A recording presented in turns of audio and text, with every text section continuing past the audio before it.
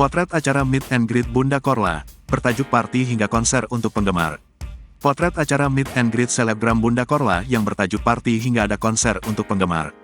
Bunda Korla baru saja menggelar acara Meet and Greet bersama para penggemarnya pada Sabtu, tanggal 21 Januari tahun 2023. Acara tersebut terlihat ramai dikunjungi banyak penggemar Bunda Korla.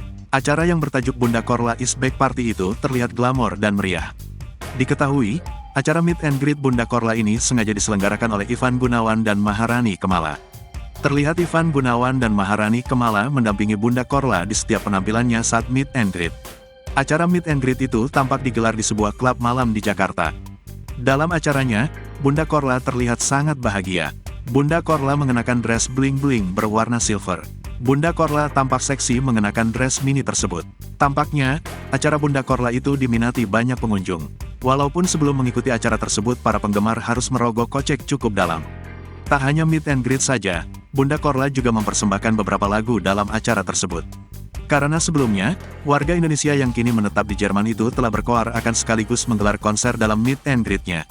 Selain itu, Bunda Korla juga terlihat dikerubungi para penggemarnya. Mereka sibuk mengajak foto sang idola saat acara Meet and Greet berlangsung.